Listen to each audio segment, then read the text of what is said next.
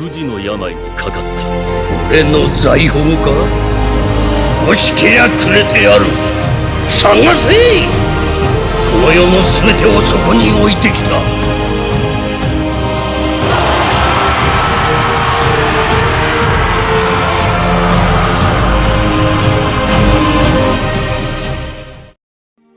Ça y est, on a enfin fini cette année 2019 en ce qui est de One Piece, avec un chapitre incroyable. Oden, Joy Boy, Raftel, le siècle oublié, ah c'était magnifique.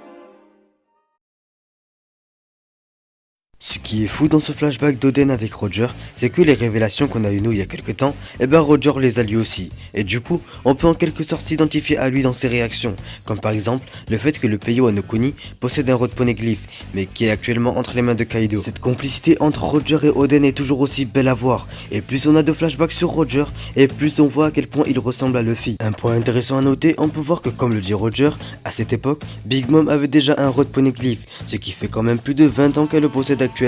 Et on a vu Franky, il était là, accompagné de Tom et Iceberg, et on peut voir qu'il était encore en train de construire le train des mers. Et franchement, vu comme ça peut paraître normal, mais Franky a quand même rencontré l'ancien shogun de Wano et le roi des pirates en personne.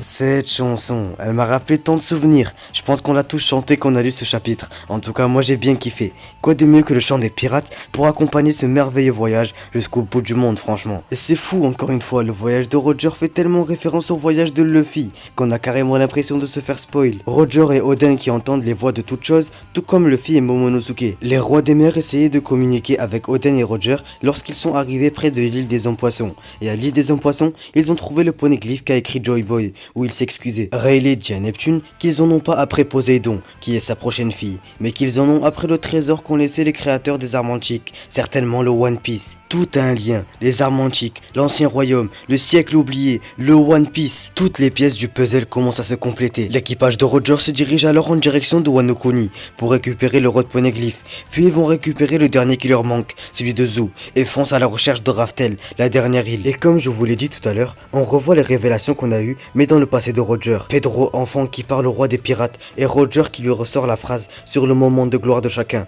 Tout simplement magnifique. Ça nous fait revivre des moments incroyables du manga. C'est bon, Loro Jackson au complet, prêt à partir découvrir les secrets du monde et la vérité sur le siècle oublié.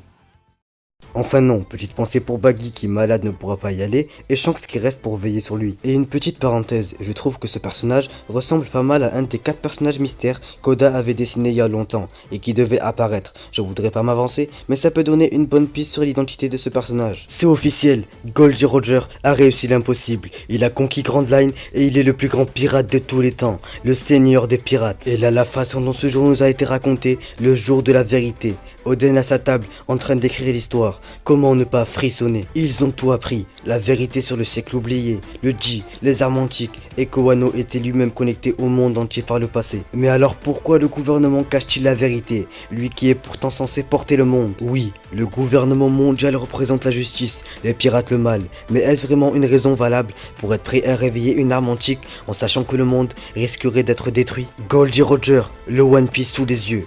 Il riait. Que peut-il bien être ce fameux trésor pour faire éclater de rire le roi des pirates? Raftel, Locktail, littéralement traduit le récit du rire. Roger qui dit qu'il aurait voulu vivre à la même époque que Joy Boy et qu'il a laissé un trésor incroyable. Joy Boy, le garçon joyeux, tout se concentre autour du rire. Roger a tout découvert, toute la vérité sur ce monde, tout ce que le gouvernement cache, mais il ne pouvait rien faire, laissant alors le relais à Mon qui dit Luffy.